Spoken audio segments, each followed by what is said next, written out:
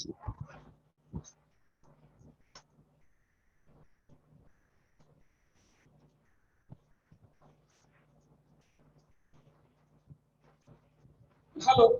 my check. Good morning to all of you.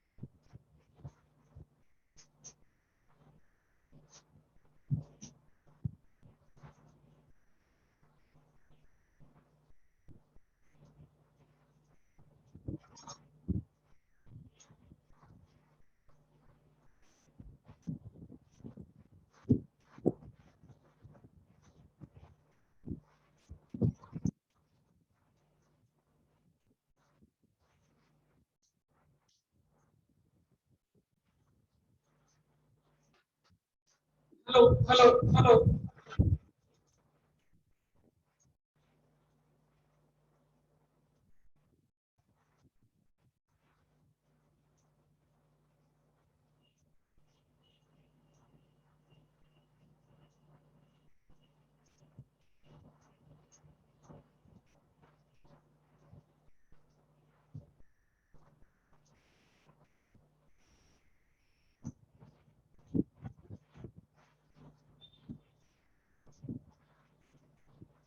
Good morning. Good morning to all of you.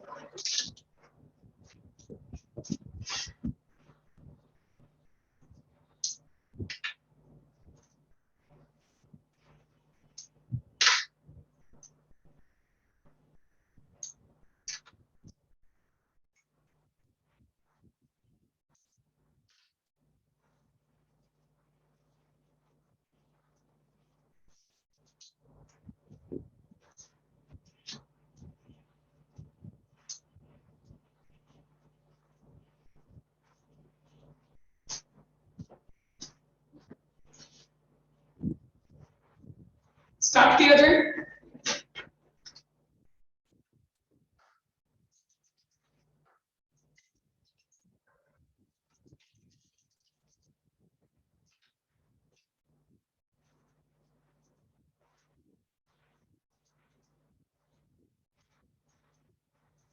Start किया जाए।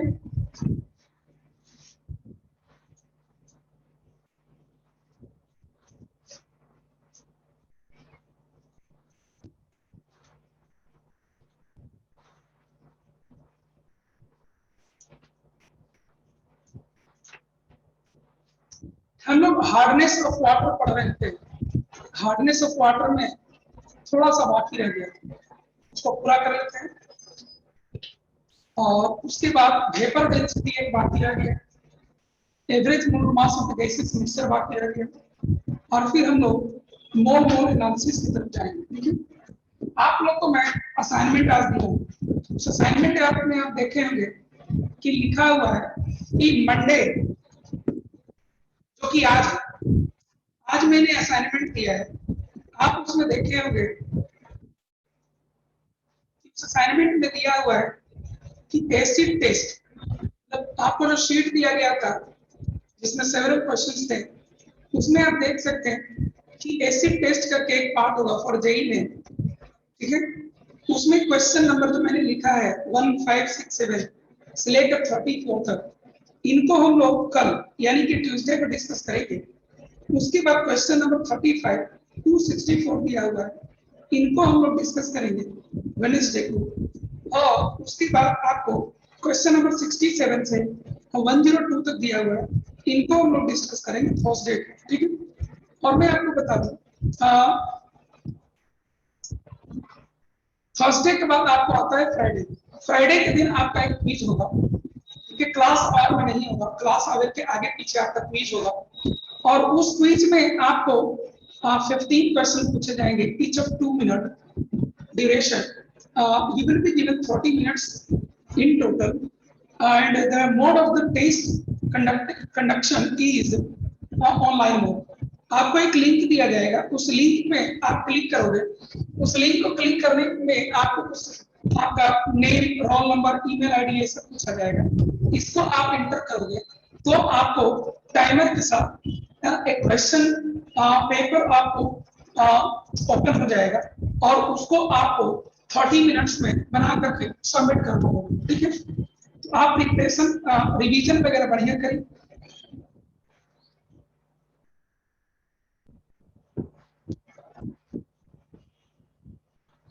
Institution आपको जो assignment जो आपको मिल रहा है ना, ये असाइनमेंट केमिस्ट्री वाला ऑफलाइन नहीं मिल सकता है, ये आपको बुक है जो आपको खरीदने पड़ेंगे। ठीक है, ये बुक से दिया जा रहा है जो आपको खरीदने पड़ेंगे। बेटर होगा आप इन बुक्स को खरीद लें, खास करके केमिस्ट्री वाला बुक जो है, केमिस्ट्री का बुक आपको खरीदना होगा। मैं शुरू में ही कर दिया था कि ये बुक आपको खरीदना होगा। आप Amazon.com, फ्लिपकार्ट इन सबसे मंगवा सकते हैं। ठीक है,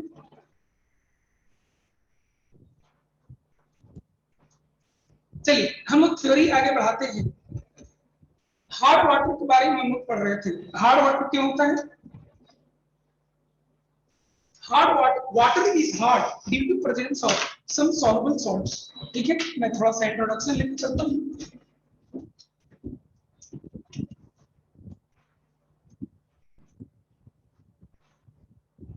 water is hard due to presence of some soluble salts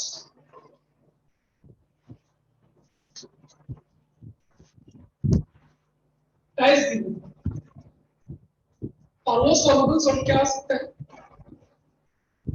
calcium chloride और मैग्नीशियम क्लोराइड, कैल्शियम सल्फेट और magnesium sulphate, calcium bicarbonate and magnesium bicarbonate। These are only 6 salts, any of which, if present in water, makes the water hard. It prevents the water, it prevents the water forming the lath। ठीक है, और झाग जब कम मिलता है, we face difficulty in washing the clothes। ठीक है, ये सब चीजें हम लोग को सीखना है। लेकिन यहाँ पर हमें क्वेश्चन पूछा जाएगा प्रेजेंटेशन के बारे में कि जैसे वाटर में ये हो, ये हो, ये हो, मान लो ऐसे कहीं का वाटर है, इसमें 4 सॉल्ट मौजूद है और वो ये 4 सॉल्ट का मौजूदगी उस वाटर को हार्ड बना रहा है। उस वाटर को क्या बना रहा है? आपको हार्ड बना रहा है। तो हमसे क्वेश्चन में ये दिया जाएगा कि a sample of water taken from some source contains certain amount of this one, certain amount of this one, certain amount of this one, and certain amount of this one. Then what is the total hardness of water? Then what is the total hardness of water? मैं आपको बता दूं, hardness of water का एक unit होता है। हर quantity का in general एक यूनिट होता है, उसी तरह से हार्डनेस ऑफ वाटर का भी एक यूनिट होता है।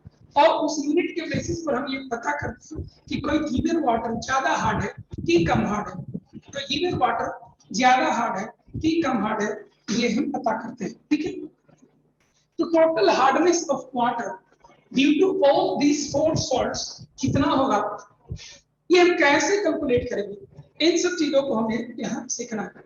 ठीक है, इनको हम कैसे कैलकुलेट करेंगे, इन सभी चीजों को हमें देखना है। ठीक है,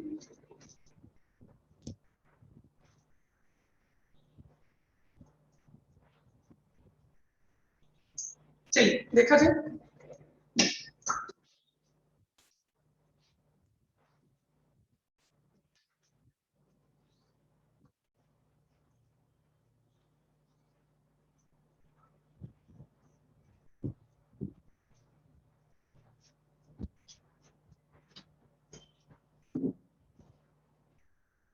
यूनिट ऑफ हार्डनेस, हार्डनेस का यूनिट क्या होता है? हार्डनेस का यूनिट होता है ppm ऑफ कैल्शियम कार्बोनेट, यही हार्डनेस का यूनिट होता है, ppm ऑफ कैल्शियम कार्बोनेट। तो इसमें से कोई तो कैल्शियम कार्बोनेट तो है नहीं, ppm इसका कैसे हो, कैसे हम करेंगे? तो हम इसका क्वेश्चन के जरिए सॉल्व कर लेते हैं। मैम क्वेश्चन लेते हैं,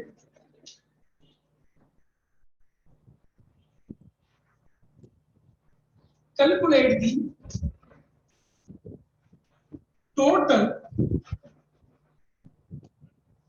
hardness of water if it is 100 ppm,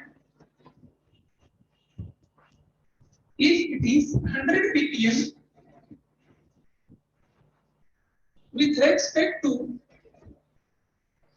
magnesium chloride and 200 ppm with respect to, कुछ ले लीजिए, कैल्शियम सल्फेट ले लीजिए। ये हमारा क्वेश्चन, ये हमारा क्वेश्चन कि अगर कहीं के वाटर में, अगर कहीं तो वाटर सैंपल लिया गया और उसमें मैग्नीशियम क्लोराइड 100 ppm पाया गया है और कैल्शियम सल्फेट 200 ppm पाया गया है, तो टोटल हार्डनेस ऑफ वाटर क्या होगा, ये हमें कैलकुलेट करना है। तो आप पहले नोट करिए, हम यहाँ से आपको आगे बढ़ाते हैं, नोट कर लीजिए पहले, नोट करिए।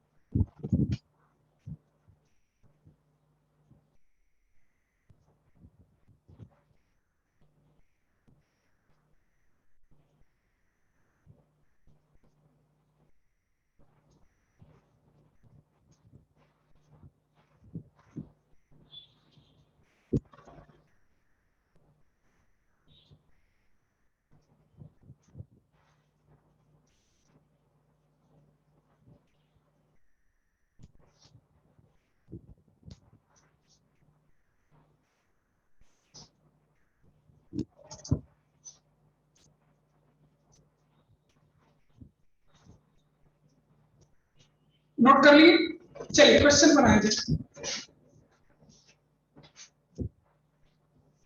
इस क्वेश्चन को बनाने के लिए आपको बस इतना करना होगा कि hardness of water magnesium chloride के रेस्पेक्ट में और कैल्शियम सल्फेट के रेस्पेक्ट में, इनको कैल्शियम कार्बोनेट के रेस्पेक्ट में कन्वर्ट कर देना और उनको ऐड कर देना। देखिए कैसे हम कन्वर्ट करते हैं, मान लेते हैं पहले इसको हैंडल करते हैं, तो GMM मैग्नीशियम क्लोराइड का निकाल लीजिए, मैग्नीशियम क्लोराइड का 24 प्लस 71, दो क्लोरीन है इसलिए 71, कितना हो जाएगा तो 95 हो जाएगा, ठीक है। And GMM of calcium carbonate निकाल लीजिए, तो कैल्शियम कार्बोनेट का होता है 40 प्लस 12 प्लस 48, दैट इज 100 होता है। कितना होता है आपको, 100 होता है। आपको ये करना होगा कन्वर्शन के लिए कि इसके एक मोल के मास को इसके एक मोल के मास के बराबर कर देना, ठीक है। मतलब ये कि 95 ग्राम ऑफ मैग्नीशियम क्लोराइड को हम directly 100 gram of calcium carbonate लिख सकते हैं, यही आपको नियम आईपेक दिया है, ठीक है। तो जब 95 को 95 लिख सकते हैं यहाँ पर 95 ppm ऑफ मैग्नीशियम क्लोराइड को कन्वर्ट कर सकते हैं 100 ppm ऑफ कैल्शियम कार्बोनेट, यही से ये रिएक्ट करता था। इसका GMM इसके GMM के इक्विवेलेंट ले लिया जाता है। तो असली में ये कितना है 100 ppm।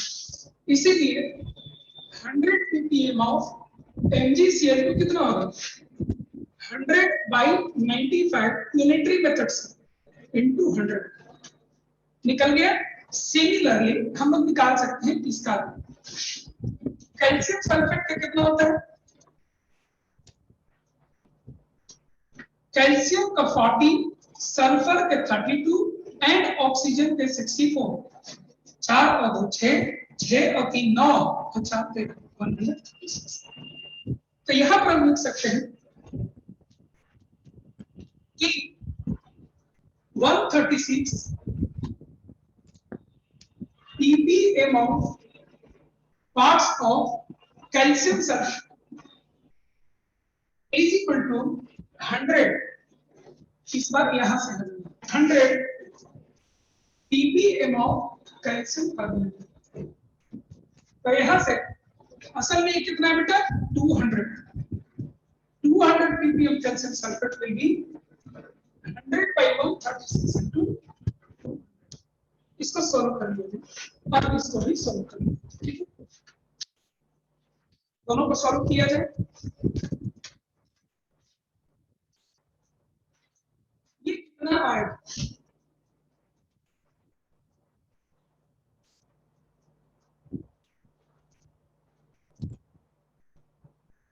105.26 ppm of CaCO3 और ये कितना आएगा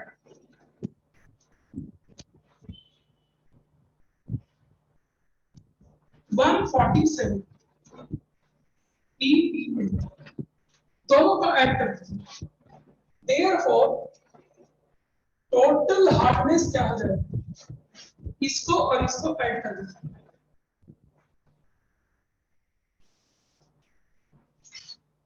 252 ppm of calcium carbonate।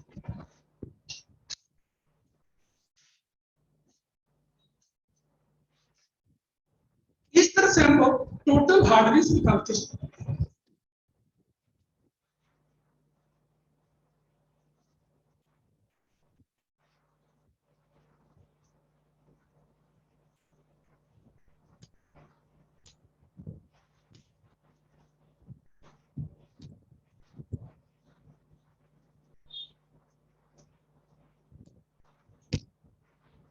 सोच कर देखिए दिक्कत तक पूछिए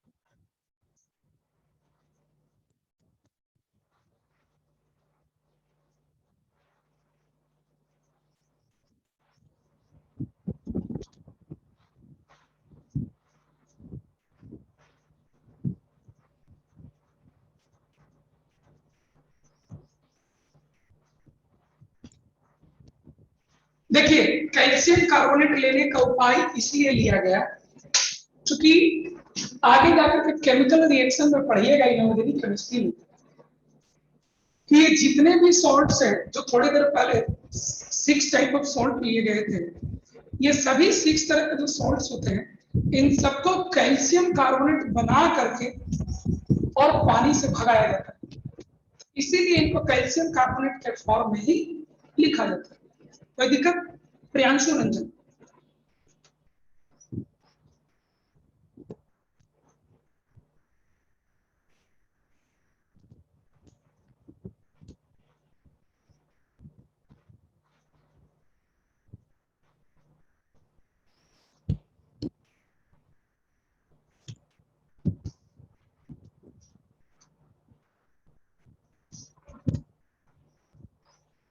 ठीक है, नोट कर लिए, केवल यूनिटरी मेथड से कन्वर्ट कर देना है।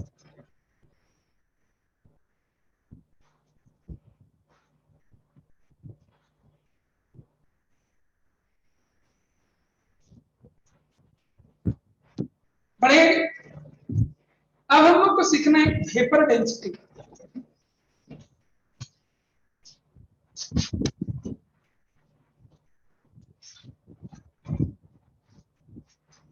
अब मैं सोच रहा हूं कि आने वाले 2 दिन मैं पीछे जितना कुछ पढ़ाया हूं सबको एक बार रिवाइज करवा दूं।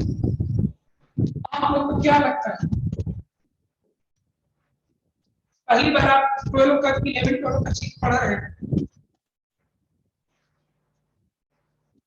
अगला 2 क्लास असाइनमेंट देती है उसको डिस्कस करेंगे, और थोड़ा पीछे का पढ़ा हुआ चीज जो है, इतना सारा चीज पढ़ चुके हैं, उनको उन पर थोड़ा हाथ साफ कर लिया जाए, है ना। अब तब फिर टेस्ट लिया जाए। क्या लगता है आप लोग?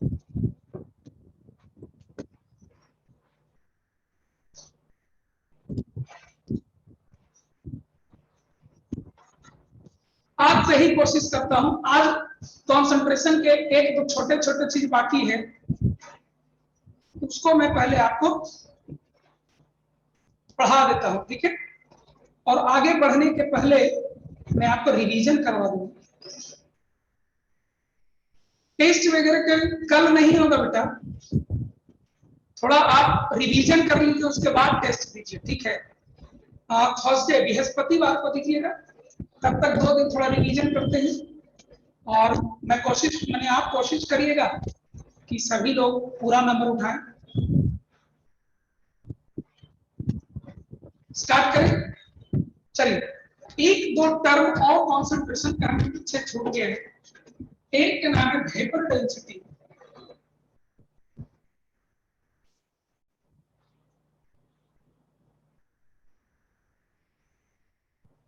This is denoted as VV, vapour density. ये डिफाइन किया गया है,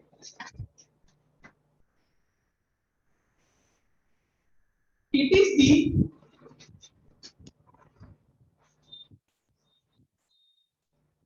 density of any gas with respect to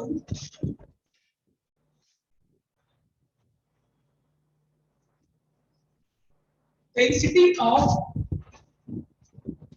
hydrogen gas at the same temperature and pressure.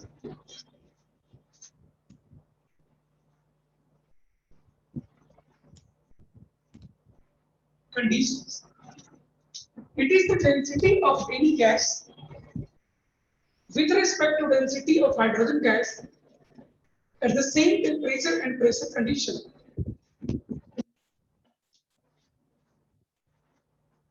ठीक है, ये होता है vapor density is equal to G mm of gas by 2 होता है।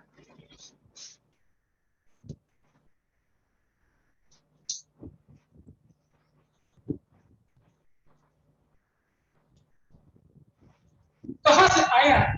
ये गैसेस स्टेट चैप्टर में आपको डेरिवेशन पढ़ना है। कहां पढ़ना है आपको? गैसेस स्टेट चैप्टर में आपको ये डेरिवेशन पढ़ना है।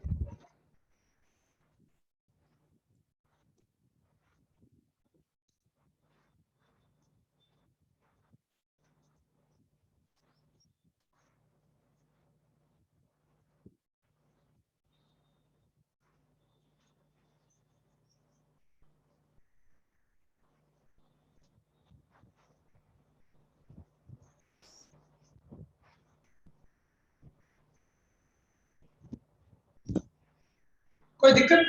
नोट करो।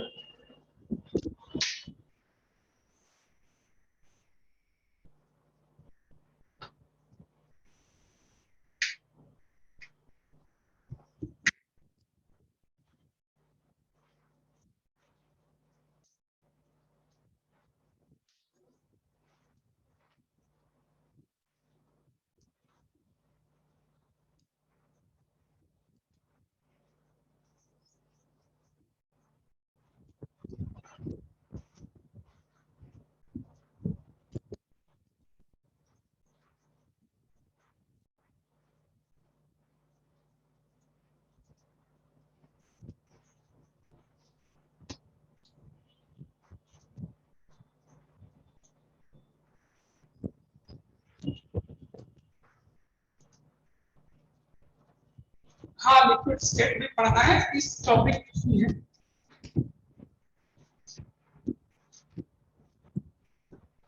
चलिए क्वेश्चन किया है।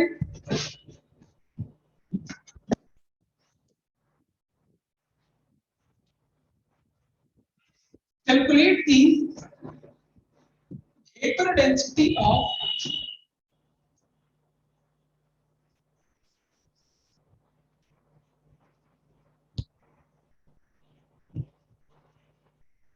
SO2 gas with respect to clear simply करके देखिए तो।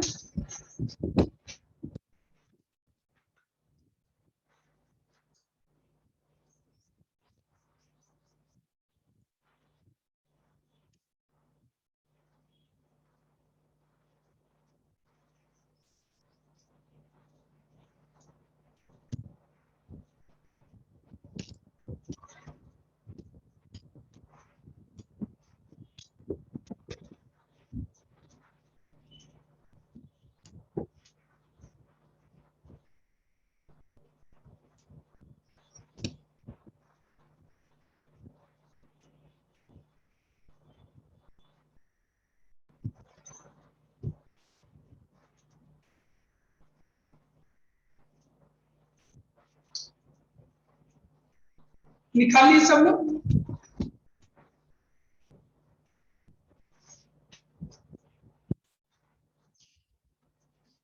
एक छोटा सा चीज इसमें और है,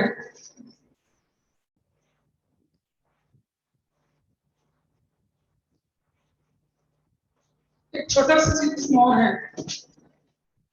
एक जब गैसियस मिक्सचर जब दिया जाए उसका एवरेज मोलर मास कैसे निकालना है?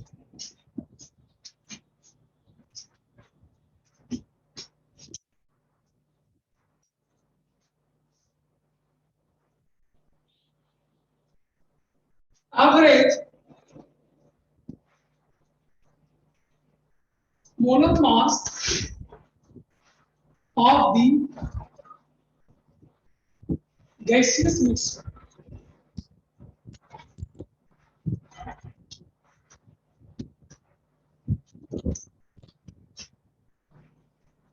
वेपर डेंसिटी का कोई यूनिट नहीं होता है,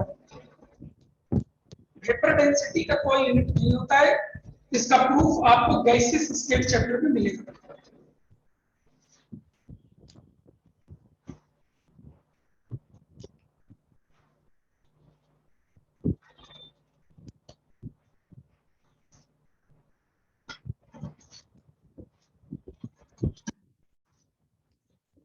ठीक है, चलिए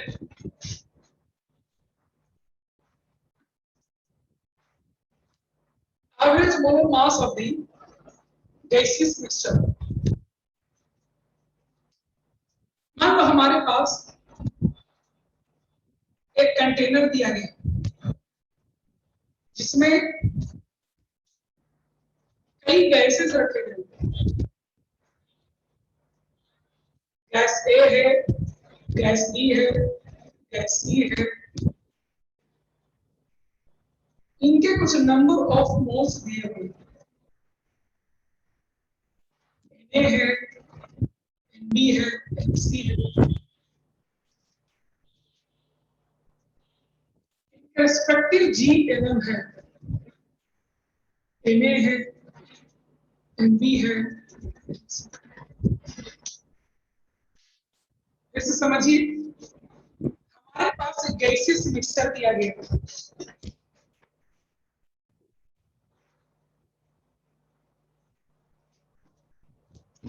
एक कंटेनर है, उसी में ए भी है, बी भी है और सी, सारे इस कंटेनर में गैस में मौजूद है।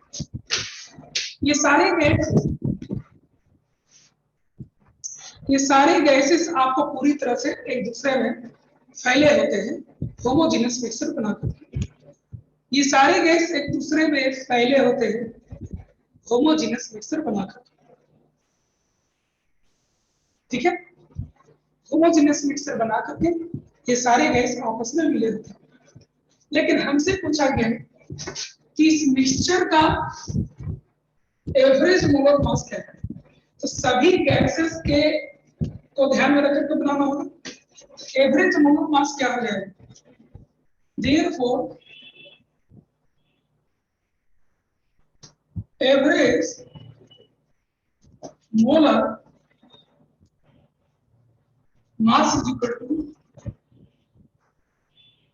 total mass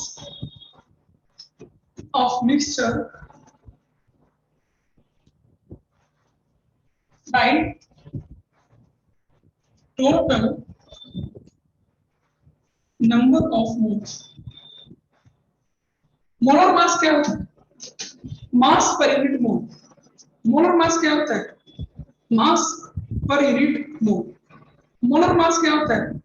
मास पर यूनिट मोल। तो इस मिक्सचर में जितना भी मास है सबको ले लिया ऊपर में, और पर यूनिट मोल करने के लिए जितना भी मोल है उन सबको नीचे ले लिया। ठीक है, उन सबको कहां ले लिए? नीचे ले लिए। क्या आएगा यहाँ से? टोटल मास कैसे आएगा? तो मास ऑफ ए का, मास बी का, मास सी का, बाई मोल ए का, मोल बी का एंड मोल सी का। मास ए का कैसे निकालेगा? तो मास निकलता है number of mole into GM. तो Na इंटू Ma, इसका कैसे मास निकलेगा? Mp इंटू Mp, इसका Mc into Mc by Na plus Nb plus Nc। Na plus Nb plus Nc निकलेगा कि नहीं निकलेगा? नोट करें।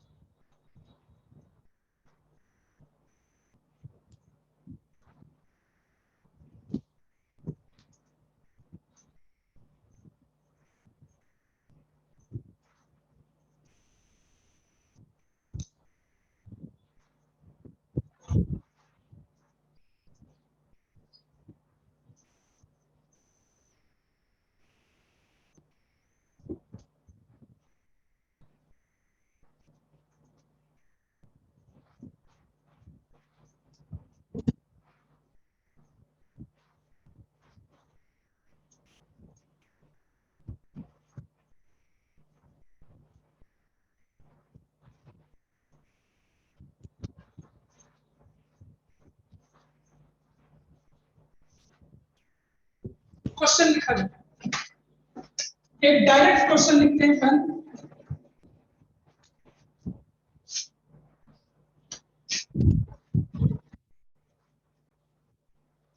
Calculate the average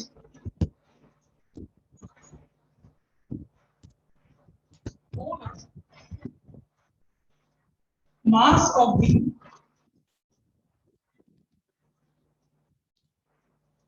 gaseous mixture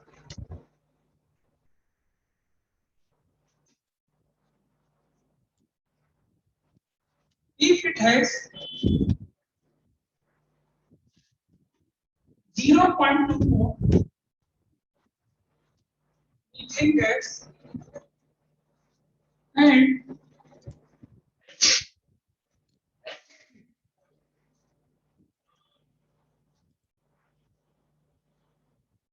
0.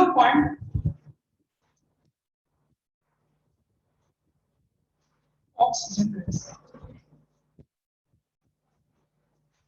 देखे तो करके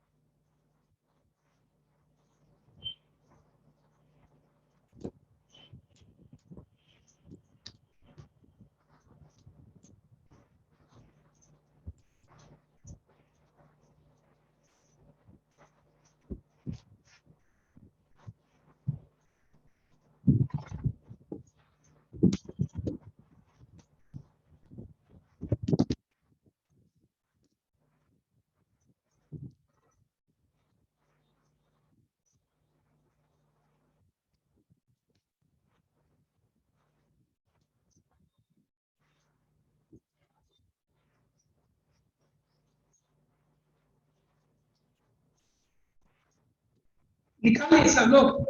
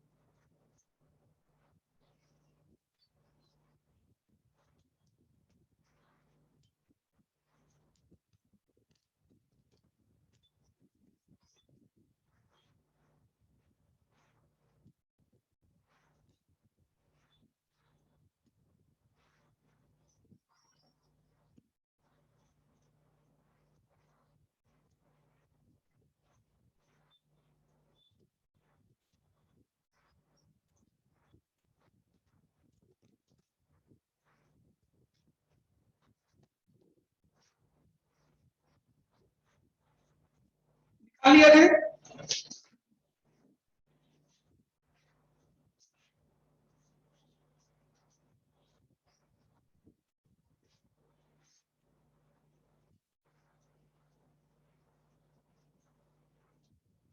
तो वैल्यू पुट करेंगे number of mole into GM. पहला गैस का नंबर ऑफ मोल है 0.2, जीएम इसका होता है 60। दूसरे का नंबर ऑफ मोल है और जीएम इसका होता है 32 बाय नंबर ऑफ मोल्स 0.2 0.4। ठीक है, 16 आ जाएगा दोनों साइड से common. 0.2 plus 0.4 into 2 by 0.6। 16 into 0.4 0.8 1 by 0.6 10। 2 बार में 8, 2 टाइम्स में 3 80 by 3 6.67।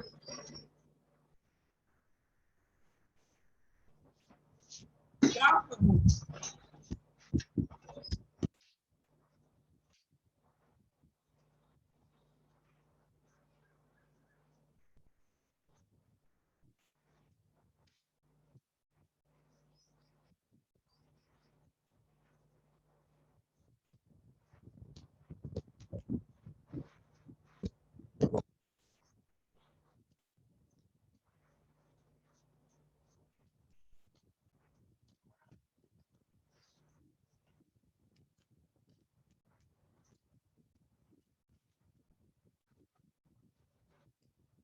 बढ़िया जी।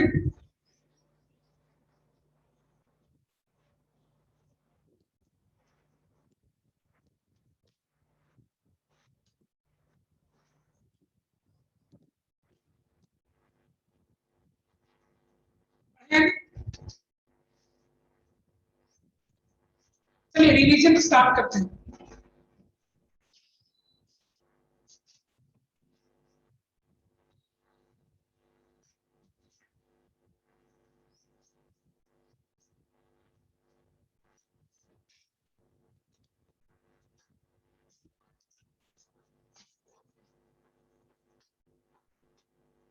कोई बात नहीं।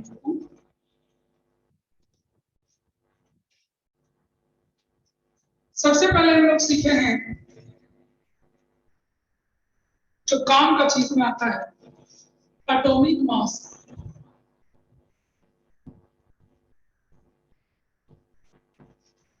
एटॉमिक मास क्या होता है? It is the mass of single atom of an element. किसी एलिमेंट के किसी एलिमेंट के सिंगल एटम के मास को हम लोग क्या कहते हैं?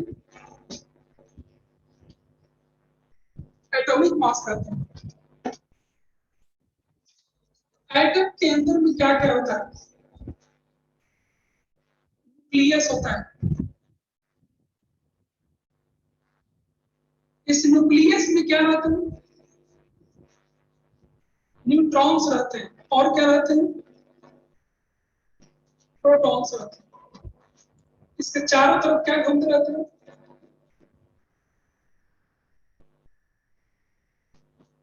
इलेक्ट्रॉन्स घूमते रहते हैं। न्यूक्लियस में रहने वाले को कलेक्टिवली क्या कहा जाता है?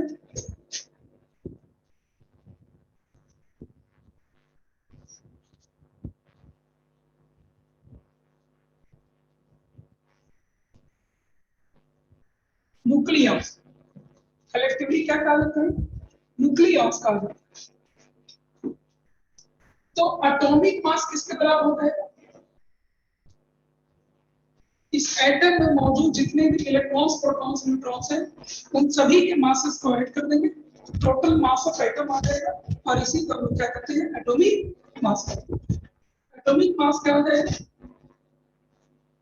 masses of all protons, neutrons and electrons। जितने भी प्रोटॉन्स हैं, न्यूट्रॉन्स हैं, इलेक्ट्रॉन्स हैं, है ना, उनके मासेस को आप ऐड कर दीजिए तो आपको क्या मिल जाएगा? टोटल मास मिल जाएगा। इसको कैसे लिखते हैं? मास ऑफ प्रोटॉन कैसे निकालेंगे? तो जितना नंबर ऑफ प्रोटॉन्स है, नंबर ऑफ प्रोटॉन्स इनटू एक प्रोटॉन का मास प्लस ये टोटल मास अब किसका मिल जाएगा? प्रोटॉन। प्रोटॉन का टोटल मास कैसे मिल जाएगा? नंबर ऑफ प्रोटॉन्स कितना है और एक प्रोटॉन को मास से मल्टीप्लाई कर दीजिए। इसी तरह से न्यूट्रॉन को मास कैसे मिलेगा? नंबर ऑफ न्यूट्रॉन्स में मल्टीप्लाई कर दीजिए मास ऑफ न्यूट्रॉन्स, ठीक है। और मास ऑफ इलेक्ट्रॉन कैसे मिलेगा? नंबर ऑफ इलेक्ट्रॉन में मल्टीप्लाई कर दीजिए मास ऑफ इलेक्ट्रॉन्स, है ना। ऐसा कर देंगे तो आपको मास ऑफ इलेक्ट्रॉन मिल जाएगा। मैं आपको पहले बता चुका हूं कि mass of proton is approximately equal to mass of neutron and that is equal to 1 AU। किसके बराबर होता है? 1 AU के बराबर होता है, ठीक है। And mass of electron is equal to 1 AU by 1836। यही होता है 9.1 10 raised to the power minus 31 kg। और ये कितना होता है? 1.66 10 raised to the power minus 27 kg। सीधी को हम यहाँ यूज करते हैं, यही को हम यहाँ यूज करते हैं। तो कैसे निकालते हैं? Number of proton into mass of proton, जो कि 1 AU है, plus number of neutron. Number of neutron का है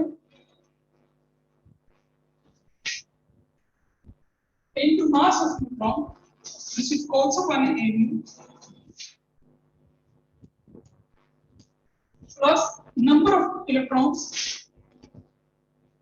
into mass of electrons, 1 AU by 1836। 37 में लिखा था, 1840 लिखा था, हम इस पर लड़ाई नहीं करेंगे। 1 AU सभी जगह से कॉमन लेंगे तो बचेगा NT plus NN plus NE by 1836 into 1। आप देख सकते हैं, जैसे मान लो आप सोडियम एलिमेंट उठा लीजिए, 11 लिखते हो, 23 लिखते हो, ठीक है। तो इसमें नंबर ये किसके बराबर होता है? Number of protons to number of electrons is equal 11 and number of neutrons क्या होता है? 23 माइनस 11, दैट इज 2। आप इनसे देखिए, ये दोनों इक्वल तो नहीं है लेकिन आसपास है। ये दोनों इक्वल तो नहीं है लेकिन आसपास है कि नहीं? ये दोनों इक्वल तो नहीं है लेकिन आसपास है, ठीक है। और इसीलिए ये टर्म आपको आसपास है, लेकिन इतने बाई इतना टर्म तब इससे जोड़ना है, यानी इससे ये टर्म लगभग 2000 गुना छोटा है, इनके कंपेरिजन में ये लगभग 2000 गुना छोटा है। इसको हम नेगलेक्ट कर सकते हैं। 2000 गुना छोटा चीज किसी में जोड़िए या नहीं जोड़िए, उनके वैल्यूज में कोई फर्क, खास फर्क नहीं आते। और इसीलिए इसका वैल्यू आ जाएगा Np plus Np into 1। Proton और न्यूट्रॉन को कलेक्टिवली क्या कहते हैं? न्यूक्लियॉन्स कहते हैं। क्या आ जाएगा? Number of nucleons into 1। ये आपको एटॉमिक मास, और इसीलिए किसी किसी क्वेश्चन में नंबर ऑफ प्रोटॉन्स को बदल दिया जाता है, नंबर ऑफ न्यूट्रॉन्स को बदल दिया जाता है, और आपसे पूछा जाता है कि परसेंट चेंज इन मास कितना होगा, ये आपको कैलकुलेट करना होता है। बोलिए, कोई दिक्कत हो पूछिए। इन सबको नोट नहीं करना है, दिक्कत है उसको खाली बोलते रहिए।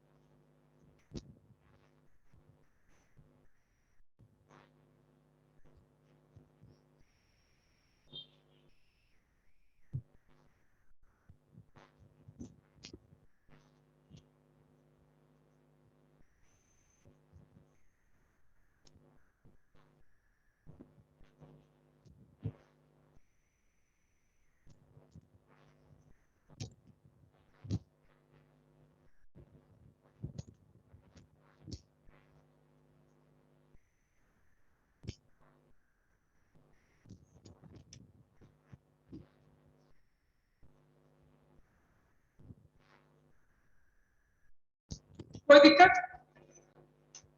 सबको क्लियर? चलिए आगे बढ़ते हैं।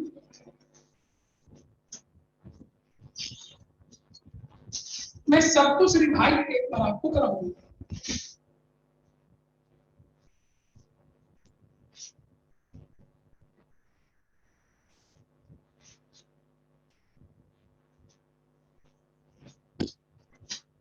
कई बार आप देखते हैं, कई बार आप देखते हैं कि एटॉमिक मासेस फ्रैक्शन में लिखे होते हैं।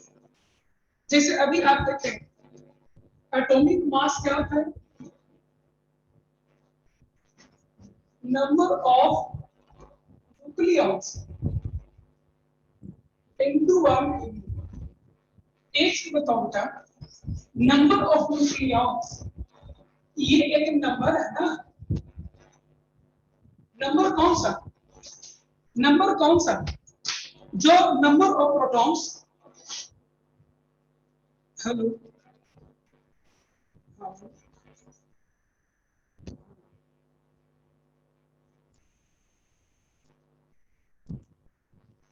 मेटलॉइड,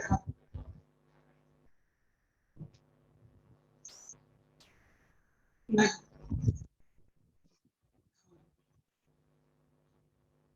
ठीक ठीक।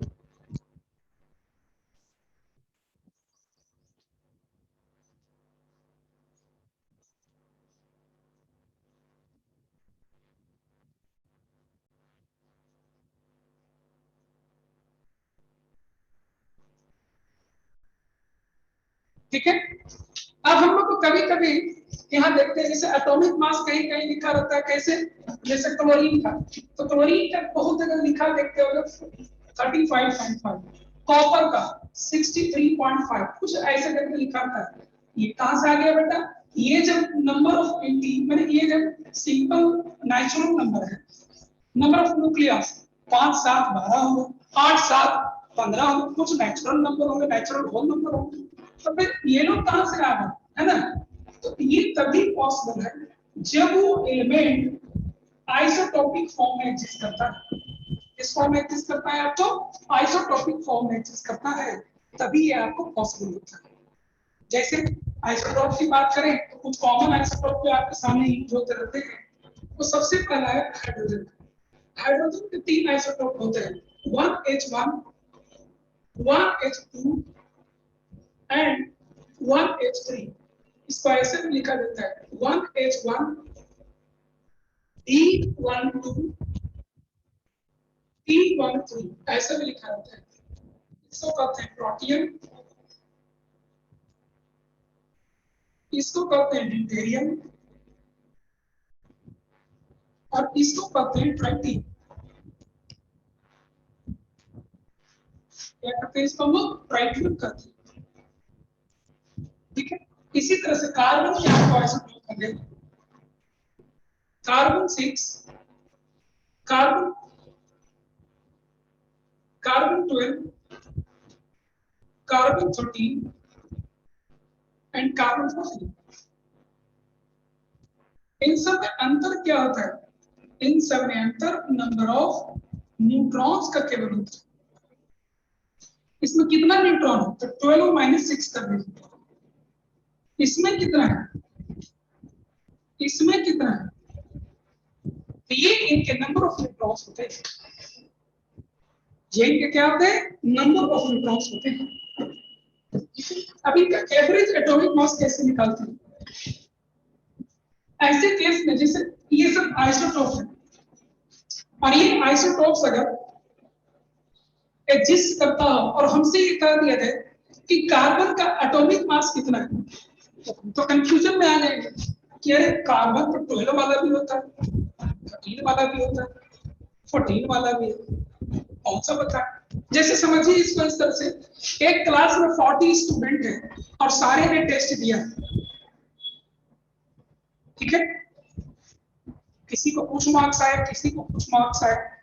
अब क्लास टीचर अगर ये पूछ दीजिए कि और बताओ क्लास का कैसा मार्क्स आया, तो कोई एक लड़का अगर बता दे कि सर मेरा 29 मार्क्स आया, तो क्या वो कंप्लीटली उस पूरे क्लास को रिप्रेजेंट कर रहा है क्या? नो। इंडिविजुअली हर स्टूडेंट को बताना होगा सर मेरा इतना है, मेरा इतना है, मेरा इतना, मेरा इतना। और ऐसा करने से क्या टीचर को समझ होगा कि क्लास कैसा किया है ऑन एन एवरेज? नो। फिर क्या करना है? करना ये है कि उन सभी बच्चों के मार्क्स को ऐड कर दिया जाता है और टोटल नंबर ऑफ स्टूडेंट्स जो क्लास में थे उनसे डिवाइड कर दिया जाता है और ये आपको average score of the class test देता है।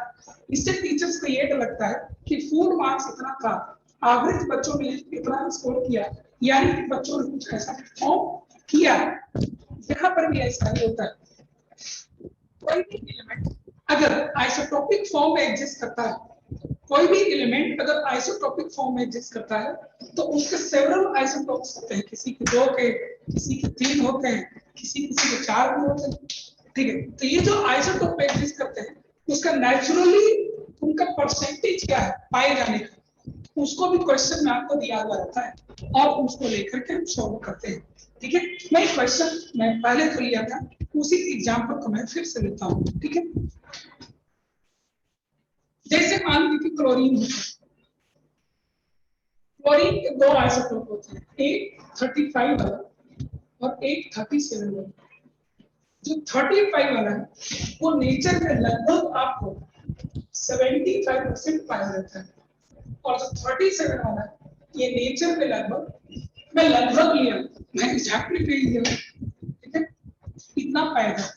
लगभग 24.5 ये होता है, ऐसे ही कुछ मैंने 1% के डिफरेंस में लगभग एक्चुअली में पाया जाता है। ये तो करते क्या है इसका एवरेज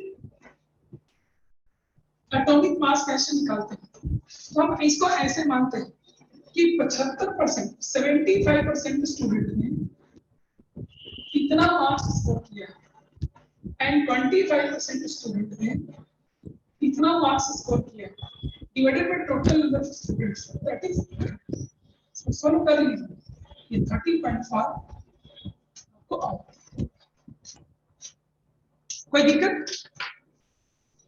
इसमें? कोई दिक्कत?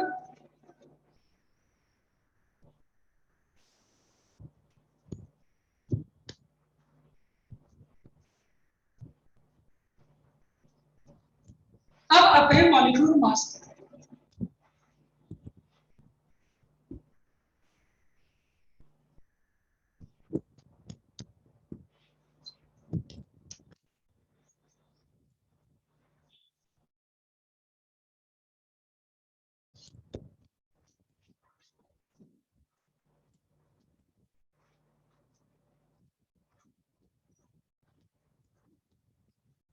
अब आते हैं molecular mass.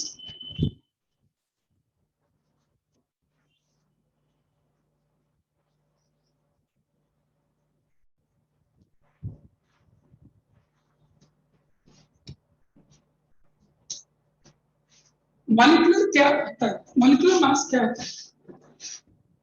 It is the mass of single molecule of an element or of compound. It is the mass of single molecule of an element or of compound. जैसे देख सकता है कि O2 या P4 लिख सकता है या CO2 लिख सकता है या H2SO4 लिख सकता है, ऐसा ही कुछ नहीं। इसका मॉलिक्यूलर मास क्या हो जाएगा? तो इसके अंदर ऑक्सीजन के दो एटम्स 2 × 16 AU यानी कि 32 AU। P4 का 4 एटम 4 × 31 AU यानी कि 124 AU। CO2 का एक कार्बन है और दो ऑक्सीजन, कितना हो जाएगा? 44 AU। H2SO4 दो हाइड्रोजन एक sulphur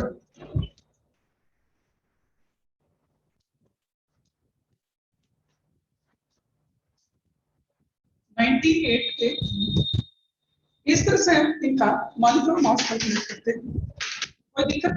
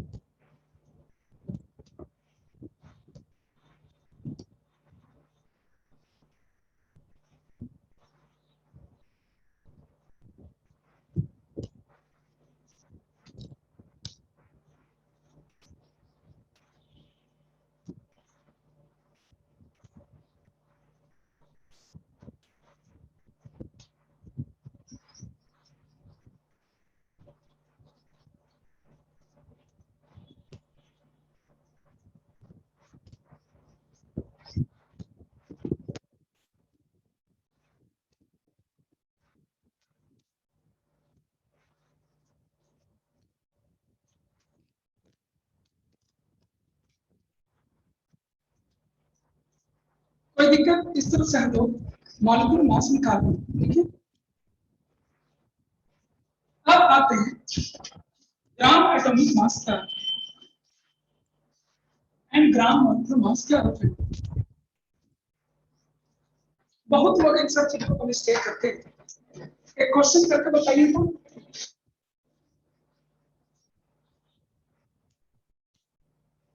how many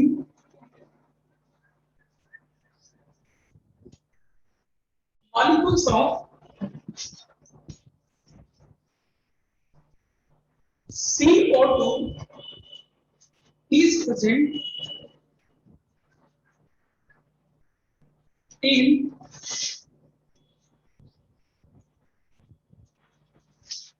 220 AU of CO2 gas। देखिए तो बना को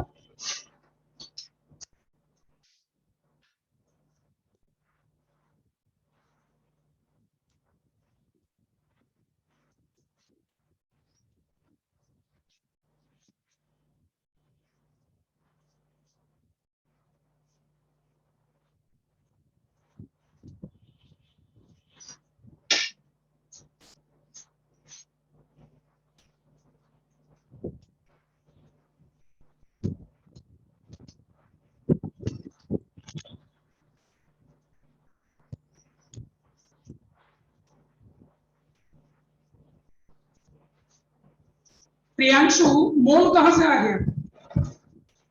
प्रियांशु आपका गलत है। अंकुर आपका भी गलत है। सुजीत आपका ठीक है। नहीं सब लोग।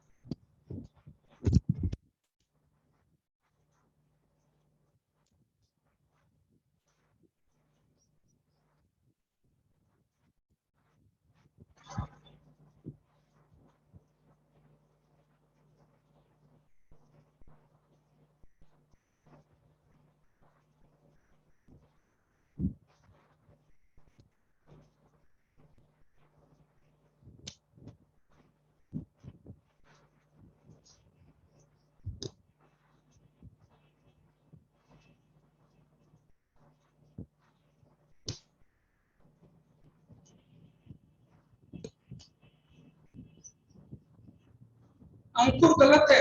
आधिया आपका भी गलत है।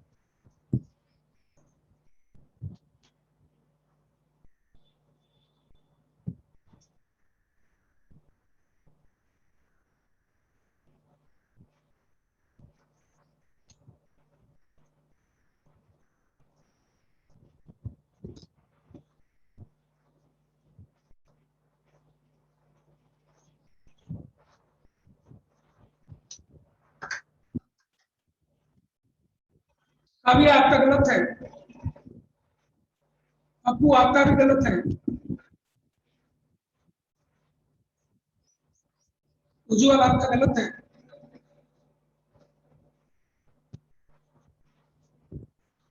उज्जवल अभी भी आपका गलत है।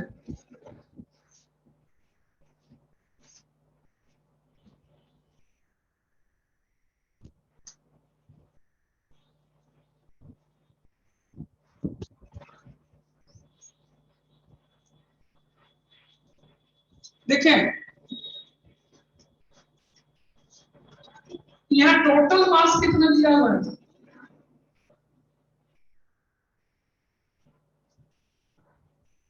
220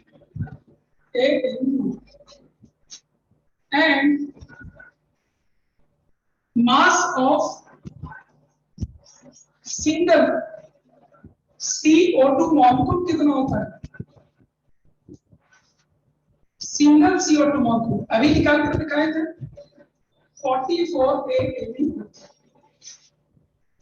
आपको एक मॉलिक्यूल का मास 44 AU है। टोटल मास कितना दिया हुआ है? तो नंबर ऑफ मॉलिक्यूल्स किसे निकालिए?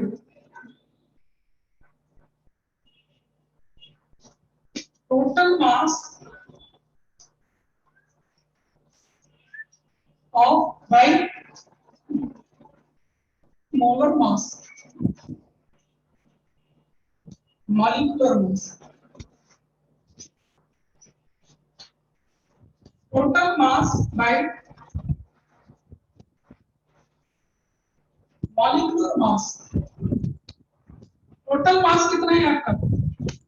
220 और मॉलिक्यूलर मास कितना है? 44। कितना हो जाएगा? 5 मॉलिक्यूल्स। कितना होगा आपको 5 मॉलिक्यूल्स। अभी भी दिक्कत है, अभी भी दिक्कत है।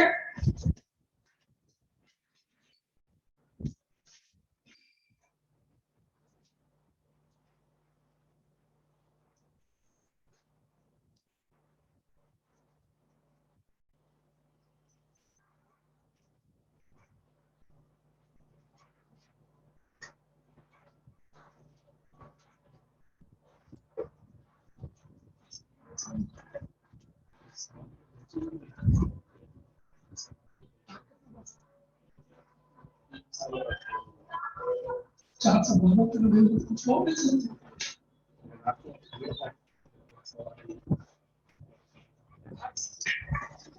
100 का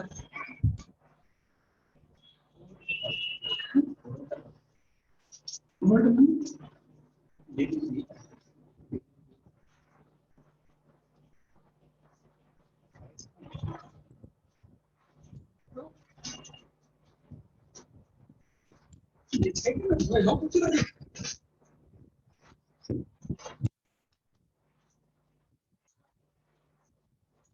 पांच मोल नहीं लिखे हैं, 5 मॉलिक्यूल लिखे हैं। देखो आपको डिफरेंस तब पता चलेगा जब मैं आपको एक बात करना चाहूंगा। एक दर्जन केला या 5 पकड़ के चलिए, 5 डजन बनानास और 5 बनानास आर द सेम और different? 5 dozen bananas and 5 bananas are the different or same? बता दीजिए।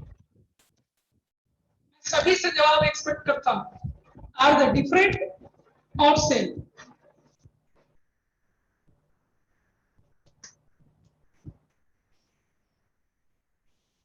पांच केले और 5 दर्जन केले डिफरेंट है कि सेम है, यही क्वेश्चन है आपका।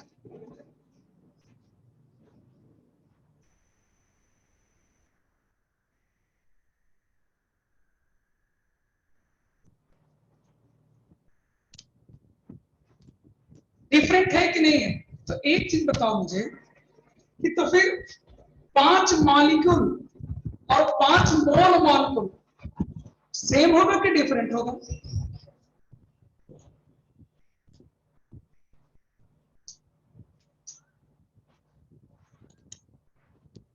सेम होगा कि डिफरेंट होगा?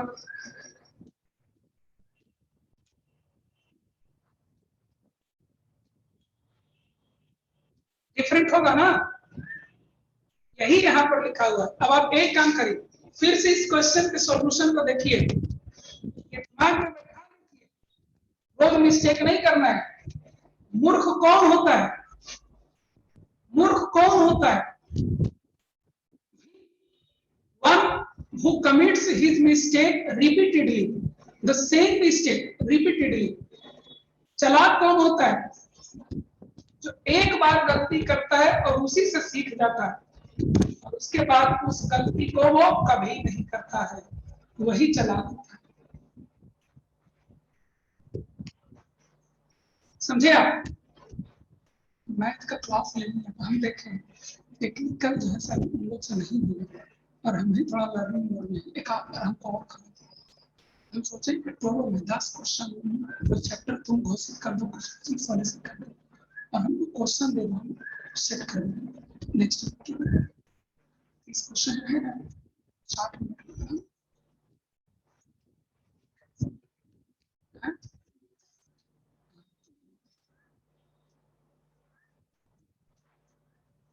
अभी लोग से नहीं हो पाएगा जितना उसमें, और हमने कुछ से अगर सीखी मल्टीपल करेक्ट चॉइसेस भी उससे सेट किए।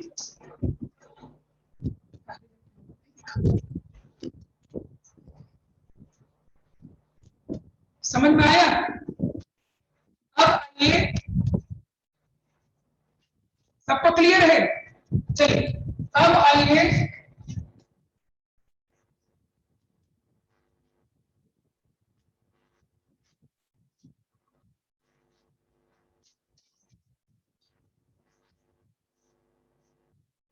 वन मोल किसको कहा जाता है? वन मोल किसको कहा जाता है? अमाउंट में ब्रीफ डिफिनेशन दे रहा हूं, amount of any substance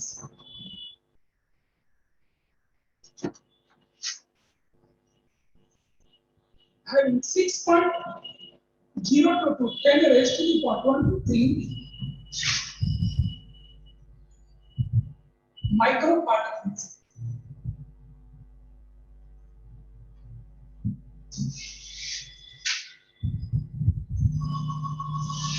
Amount of any substance having 6.022 10 raised to the power 23, any substance, amount of any substance having 6.022 10 raised to the power 23 microparticles. होता है कि नहीं होता? तो अगर हमें दे दिए जाए किसी चीज के एक मोल सोडियम एटम लिख दिया जाए, क्या समझेंगे हम? 6.022 10 raised to the power 23 sodium atom से मेरे पास, समझे?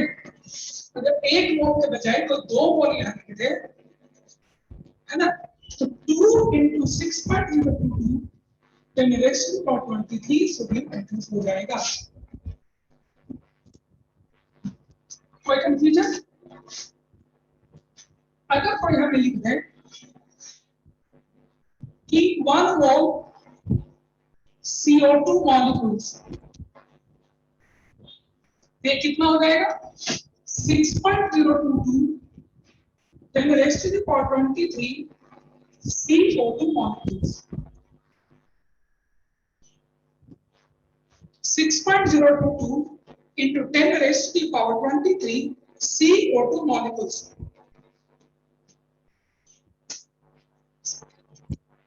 6.022 10 raised to the power 23 CO2 molecules. अगर कोई मुझे कहता है कि इसका हाफ मोल ले लीजिए, एक मोल में कितना, तो हाफ मोल में कितना, तो half of 6.022 raised to the power 23 CO2 molecules. समझे? एक मोल एटम लीजिए, मॉलिक्यूल लीजिए या आयन लीजिए, जो मने लीजिए, नंबर ऑफ, अगर यहां एटम लिए हैं, अगर आप यहां एटम लिए हैं तो यहां भी इतने एटम ही होंगे। अगर यहां मॉलिक्यूल लिए हैं तो यहां भी मॉलिक्यूल होंगे। यही चीज आप मिस्टेक करते हैं। यहां एप्पल है तो यहां एप्पल होना चाहिए, बनानास नहीं होना चाहिए। यहां आपको अगर बनानास है तो यहां भी बनानास होना चाहिए। जो अगर यहां एटम लिखा है तो यहां भी एटम होना चाहिए। अगर मॉलिक्यूल लिखा हुआ है तो यहां भी मॉलिक्यूल होना चाहिए। अगर आयन लिखा हुआ है तो आयन होना चाहिए। अगर इलेक्ट्रॉन्स लिखा हुआ है तो इलेक्ट्रॉन्स होना चाहिए। अगर प्रोटॉन्स लिखा है तो प्रोटॉन्स होना चाहिए। समझ गए? कोई कंफ्यूजन? और इसी से हमें एक फार्मूला डेवलप होता है, इसी से हम लोग का एक फार्मूला डेवलप होता है। ये है आपको एवोगाड्रो नंबर और ये है आपको नंबर ऑफ मोल्स। यानी कि कभी भी हमें नंबर ऑफ पार्टिकल्स निकालना है, क्या करते हैं? Number of moles into Avogadro number करते हैं। जब भी हमें नंबर ऑफ पार्टिकल्स निकालना है तो क्या करते हैं? Number of moles multiplied by Avogadro number करते हैं। और जब भी हमें नंबर ऑफ मोल निकालना है, ठीक है, तो हम नंबर ऑफ पार्टिकल में एवोगाड्रो नंबर से डिवाइड कर देते हैं। क्या कंफ्यूजन है जी? बताओ। अच्छा, नो कंफ्यूजन, नो कंफ्यूजन है, मत लिखिए नो कंफ्यूजन, ठीक है? इस तरीके से हम कर सकते हैं। नंबर ऑफ मोल्स निकालना, कैसे निकालोगे? तो number of particles divided by Avogadro number, ठीक है? Number of particles divided by Avogadro number, ठीक है? तो रिवीजन ठीक चल रहा है ना? मैं कल आपको जो असाइनमेंट दिया हूं उसको डिस्कस करूंगा और मैं रिवीजन करूंगा, ठीक है? परसों भी जो डिस्कशन दिया हूं उसको डिस्कशन करूंगा और रिवीजन करूंगा, ठीक है?